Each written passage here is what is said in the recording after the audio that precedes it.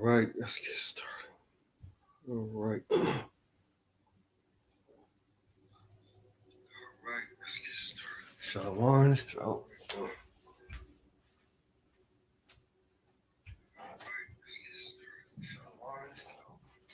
So what's giving all praise under glory to Yahweh, Bashim Avashah, double honor to Apostle, and the brother speaking to you from running with GMS. Due to this title, getting right into it. Babylon had been in golden cup in the Lord's hand, right? Babylon been in golden. It said Babylon had been a golden cups in the Lord's hand. So we're gonna go with some scriptures, go right into the flow of it. So let's go to Proverbs 11, verse 21.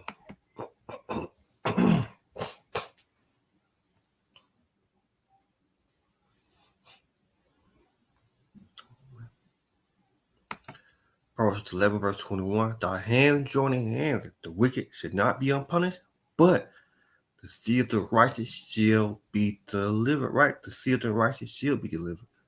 Proverbs 11, verse 21.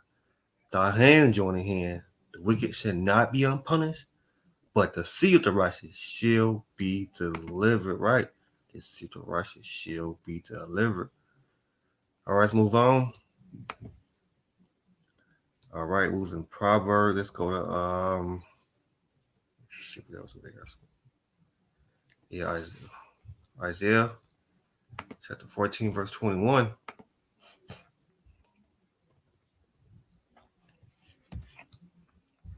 Isaiah 14, verse 21. Make sure we got 14, but we just go.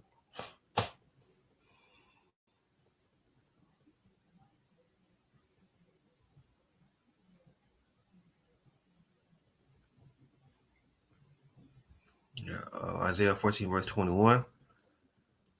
Prepare slaughter for his children, for the iniquity of their fathers, so they do not rise and nor possess the land, nor fill their faces of the world with city. Right? Prepare slaughter for his children, man.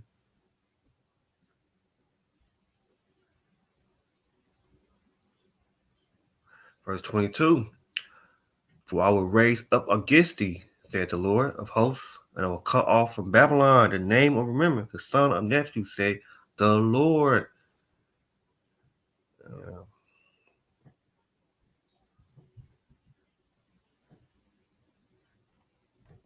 Let's read again, Isaiah 14, verse 21. Prepare slaughter for the children, for the iniquity of their father. They do not rise, nor possess the land, nor fill their faces of for their faces of the world with city. Verse 22. And I will rise up against thee, said the Lord of hosts, and cut off from Babylon the name of remembrance, and son of nephew, said the Lord.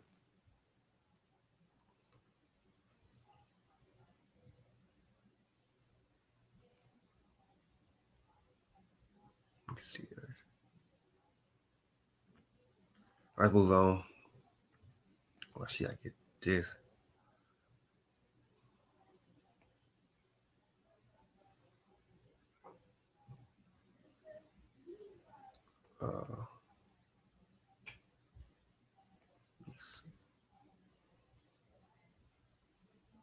Yes. Now let's move on. All right. Lamentation, chapter 4, verse 21.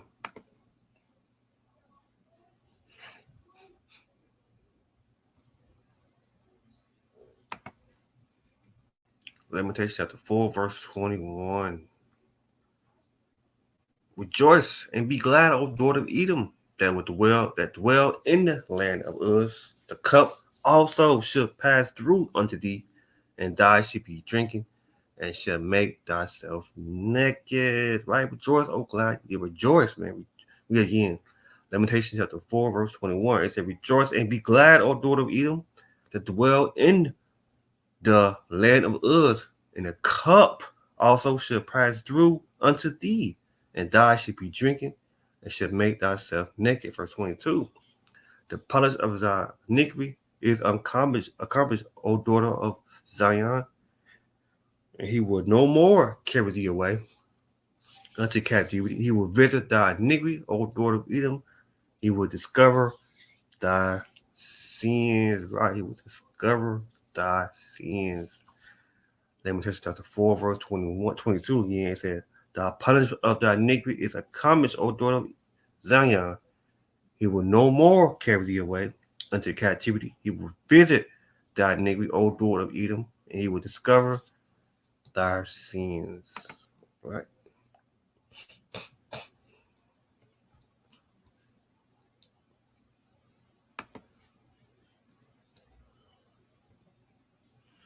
Let's go to Ezekiel 35.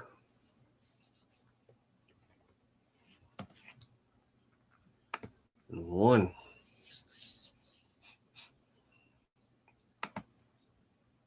Ezekiel 35, verse 1, it said, moreover, the word of the Lord came to me and said, Son of man, set thy face against Mount Seir and prophesy against it, and say unto thou, said the Lord of power, behold, O Mount Seir, I am against thee, and I will stretch out my hand against thee, and I will make thee most desolate, and I will lay thy cities wasted, and thou shalt be desolate, and thou shalt know that I am the Lord, because they had perpetual hate, had shed the blood of the children of Israel by the force of the sword in the time of their calamity, the time their iniquity have ended.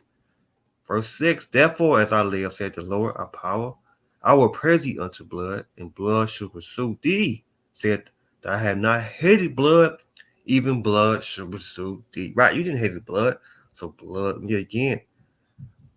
Ezekiel chapter 35, verse 6, therefore, as I live, said the Lord of power, I will praise thee unto blood, and blood shall pursue thee.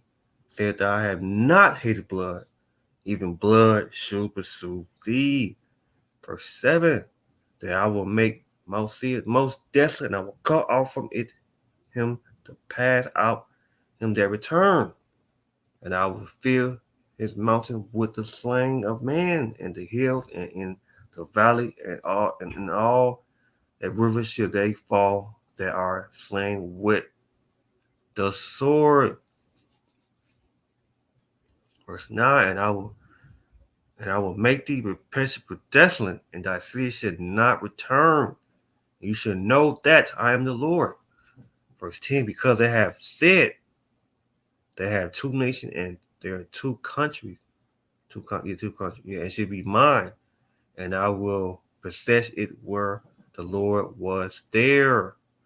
Therefore, as I live, said the Lord, thy power, I will even do according to thy anger, according to thy even which I have us out. No, what? Oh goodness, that must be a V or U. Well, let me see something with that have you. Smack for a minute. Maybe you say that word keep me off. They said I visit. No, don't know what it is. Don't find it out. Let me see.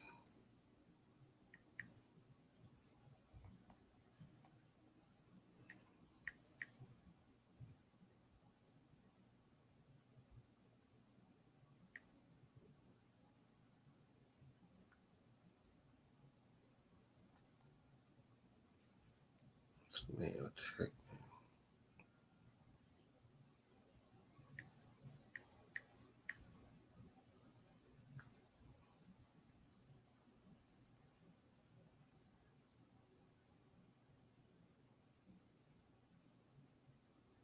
Used. Second hand. Old. Oh, I gotta be there for.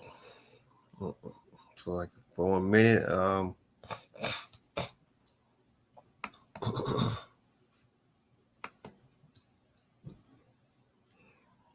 right, let's move on. Let's read that again. Let's go to Ezekiel 35, verse 11. Therefore, as I live, said the Lord of power, even do according to thy anger, according to thy envy, which they have used out of thy hate against thee, and I will make myself known among them when I have judged thee, and I should know that I am the Lord, and that I have heard all the blasphemy which I have spoken against the mountain of Israel. So they are laid desolate, and they are given us to consume. That your mouth you have boast against me, have multitude your words against me, and I have heard them.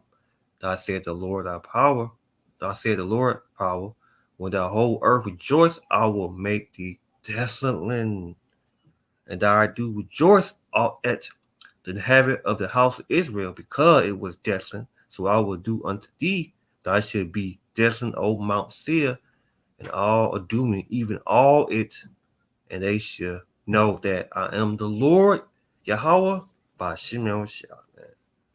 Ezekiel 35, verse 5 again. Go back to that. I'll go to verse 3. And I say unto thou, saith the Lord Yahweh by Shimon, behold, O Mount Seir, I'm against thee, and I will stretch out my hand against thee, and I will make thee most desolate, and I will lay your city wasted, and I shall be desolate. Read again. Ezekiel 35, verse 4. And I will lay thy city wasted, and thou shalt be desolate, and thou shalt know that I am the Lord, because they have perpetual hate, have shed the blood of the children of Israel by the force of the sword in the time of thy calamity, in the time that iniquity have ended. Verse 6, therefore, as I live, said the Lord of power, I will prepare thee unto blood, and blood shall pursue thee. Said that I have not hated blood, right? Did not hated blood, even blood shall pursue thee, right? Blood shall pursue thee. Yep. Okay, we move that one. Move along. Let's go to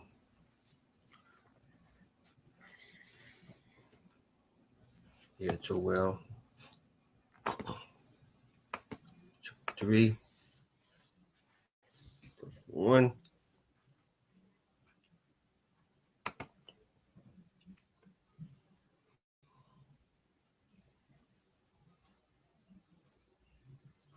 Joel 3, verse 1. Behold, in a day, it's like for behold, in those days, at the time when I shall bring against the captivity of Judah and Jerusalem, and I will also gather all nations, and I will bring them down unto the valley of Jehoshaphat, and I will plead with them there for my people, and I will for my heritage Israel, who I have scattered among the nation and parted my land.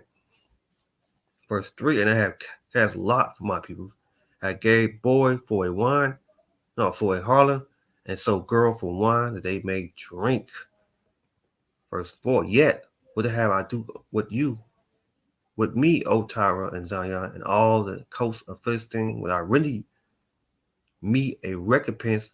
If you recompense me swiftly and speedily, I'll return your recompense upon your own head. Read again. Joel chapter 3, verse 4. Yet, and what I have you to do with me, O Tyre and Zion, and all the coast of Philistine, will I render me a recompense, and if yet recompense me swiftly and speedily, and I will turn your recompense upon your own head. Right? Return your recompense upon your own head.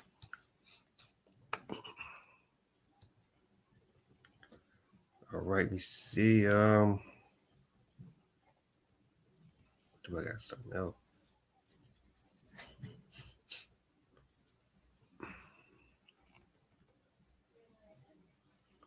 What is that? Yes.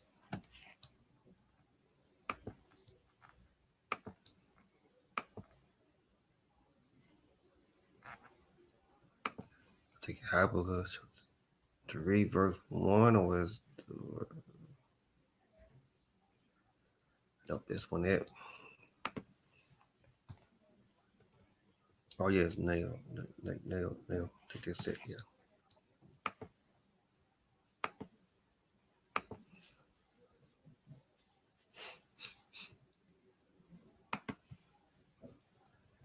Yeah. Woe to the bloody city. It's for the alive and robbing. The prey departed not. Right. The prey departed not. Read again. Um, no head nails. Like chapter 3, verse 1. I'm saying that right. Woe unto the bloody city. It is all for the lives. And the robber departed not. Right. Oh man. Read again. Chapter 3, verse Nahum chapter yeah. I think I'm saying it right. No. Nate. Yeah.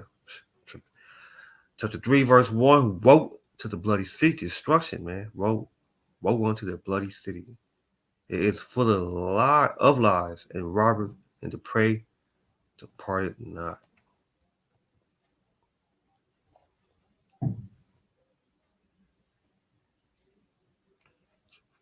All right. Um,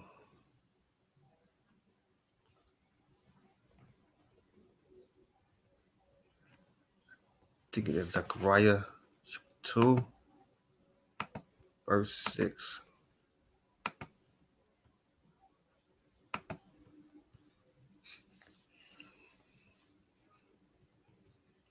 No, yeah. All right. Oh, it's 8.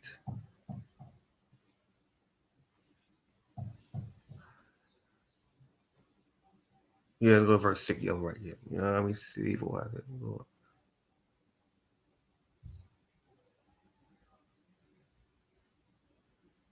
Let's go to verse 5. For I said to the Lord, I will be unto her a wall of fire around about, and I will be the glory in the midst of her. Ho, ho, ho, come forth and flee from the land of north, said the Lord. For I have spread your borders as four wings of the heaven, said the Lord. Verse 7, deliver thyself, O Zion, that dwell with the daughter of Babylon. For thou said the Lord of hosts, after the glory he had sent me unto the nation, would spoil you, for he that touched you touched the apple of his eye. Right. Read again, Zechariah 2, verse 8. For thou said the Lord, Yahweh Bashimach of hosts, after the glory he had sent me, unto the nation would spoil you, for he that touched you touched the apple of his eye.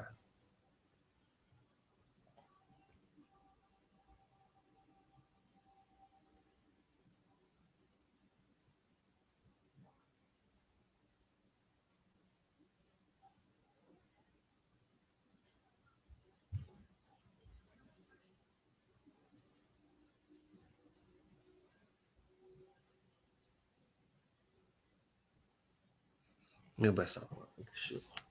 All right, let's move on.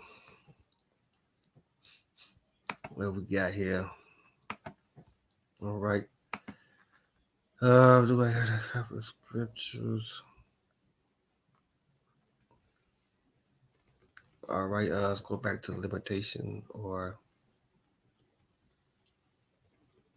yeah, we'll go back to it. Let's go back to that. Limitation chapter 4, verse 22.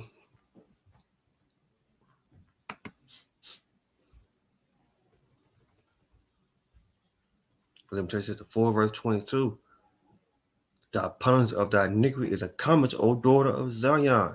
He will no more carry thee away into captivity. He will visit thy iniquity, O daughter of Edom. He will discover thy sins. Right, he will discover thy sins. We got again. Limitation chapter 4, verse 22. The punishment of thy iniquity is a comet, O daughter of Zion. He will no more carry thee away into captivity. He will visit thy iniquity, O daughter of Edom, and he will discover thy sins.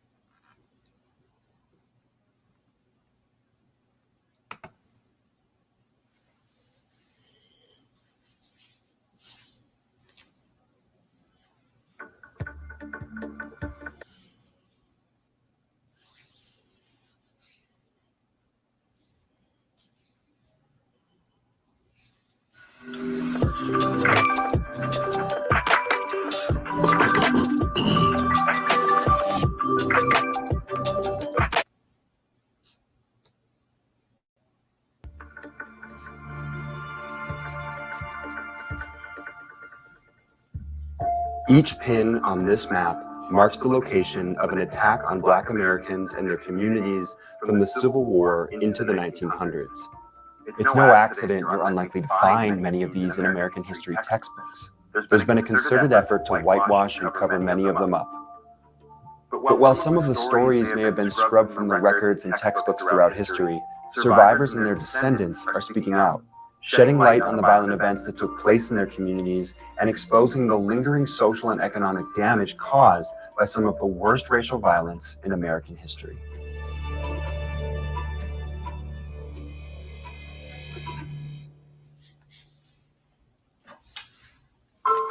After the American Civil War, the country entered a period known as Reconstruction, during which it set about reintegrating the Confederate States and nearly 4 million newly freed enslaved people.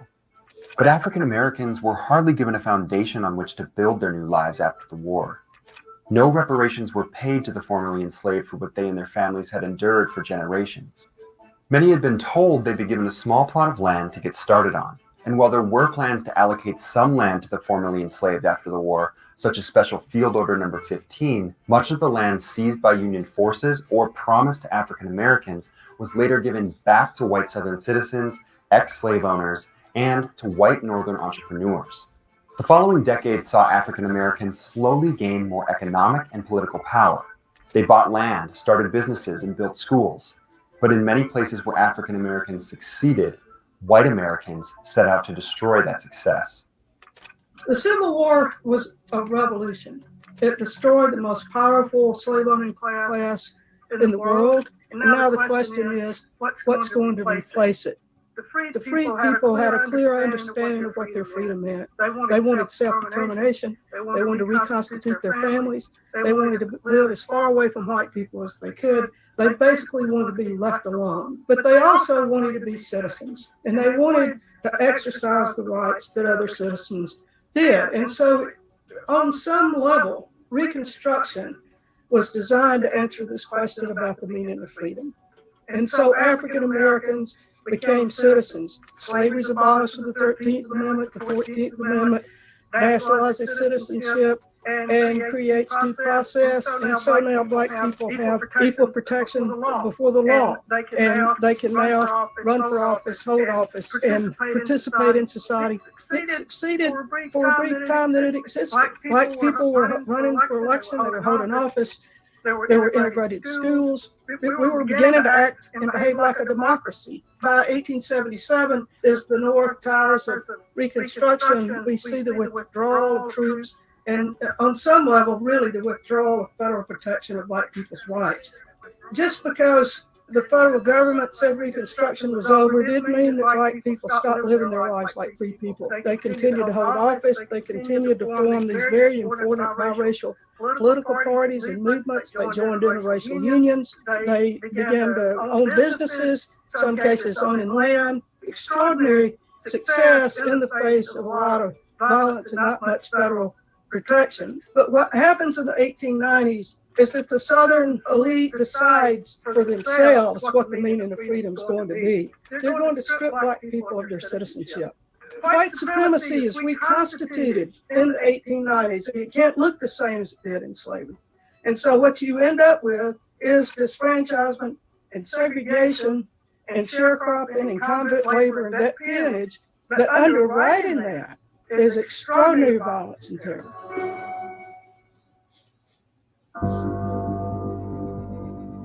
I like this phrase that sociologists and historians often use to describe the country in terms of race relations. And that is that this was a period they described as the nadir of race relations in America, the low point of race relations in America. And they use that language because there was proliferation of these events that were called race riots. They were mainly assaults on black communities. It was in New York and Philadelphia, Baltimore, and Memphis, and Omaha, and Chicago, and D.C. Summer and fall of 1919 was dubbed by James Weldon Johnson, who was with the NAACP, as Red Summer. Red is a metaphorical reference to blood that flowed through the streets from all this violence post-World War I.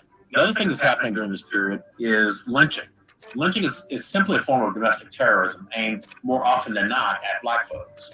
The real aim is to strike fear in the hearts and minds of a group, Black folks in this case, to make sure that Black folks knew and stayed in their place. And so lynching was running rampant during this period.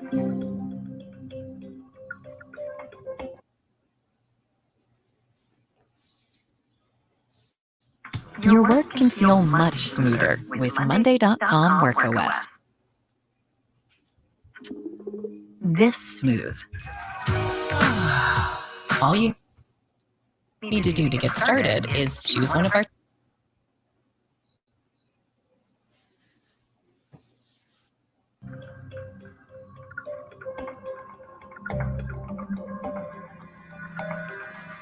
The Elaine that we see today is very different from the Elaine at the time of the massacre. At the time of the massacre, it was one of the fastest growing cities and local economies in the state. The bulk of this new revenue that was coming in was from cotton sales. Cotton's at the heart of understanding what happened during the Elaine massacre.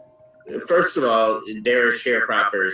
The official name for it is debt peonage. On its surface, it seems very, very fair. Planters offer plots of their land to sharecroppers in exchange for their labor. The way the system is supposed to work is at the end of the growing season, the profits from the harvest are supposed to be split 50-50, half going to the planter, the other half going to the laborer. However, this isn't what normally happens. There's an inherent problem when you have a planter that has to go a whole growing season and he has no income. You have to ask yourself, how does he survive? And he survives by borrowing from the planter. And this is where the plantation store comes into play. Every plantation had a plantation store. Its sharecroppers could go to that store and get items on credit. What most people don't know is that the credit offered at this store was at astronomical rates. Even when the sharecropper received his half of the shares, quite often because of these doctored books and these inflated prices, he was never able to get out of debt. And therefore, he really could not leave because he owed money. What sharecropping or debt peonage did was enable planters to have a workforce that they virtually paid nothing for. The planters would sell the cotton and quite often come back and say, well, this is all I got for it, and pay the sharecropper only a fraction of the half that he was supposed to get. This kept them in perpetual debt, and with the judicial system that was not going to allow them to leave the debt hanging, the sharecroppers were in essence made slaves. African Americans had just gone off to war. So many African Americans who had participated in the war were given promises that if they went and fought this war, they return as full-fledged citizens. So when they return to these cotton fields and they find themselves being cheated just as they had before, they believe that they have recourse. And the recourse that they believe they have now is the courts. They band together, form a union, hire an attorney, and this will be their undoing once the planters find out.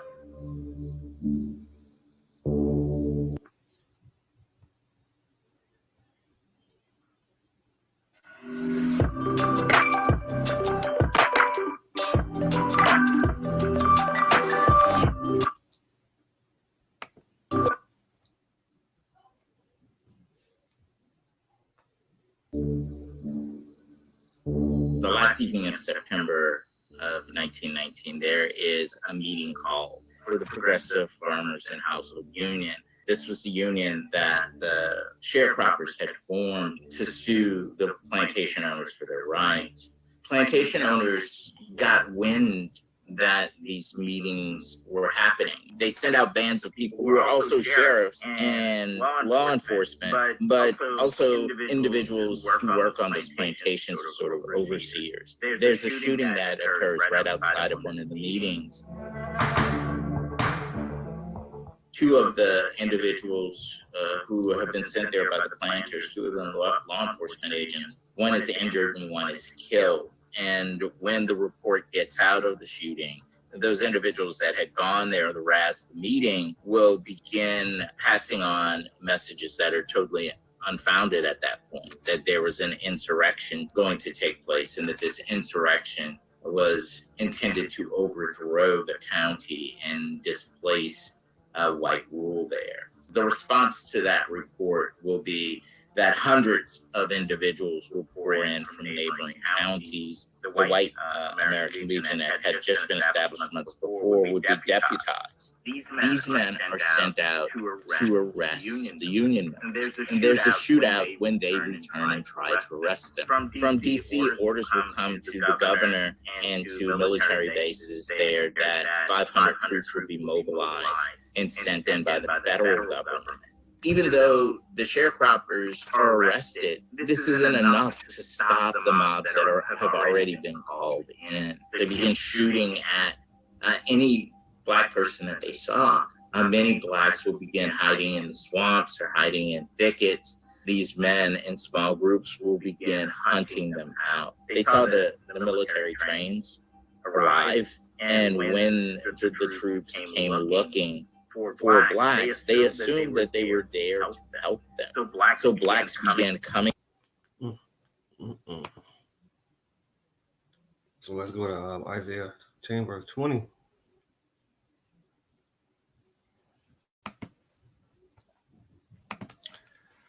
Let's go to Isaiah. Chapter 10, verse, no, Isaiah chapter 10, verse 1.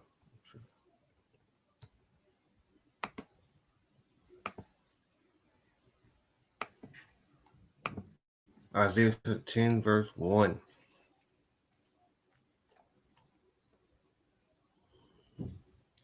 They say, woe unto them that decree unrighteous decrees, that written grievance which they have prescribed, right? Woe unto them, man, destruction.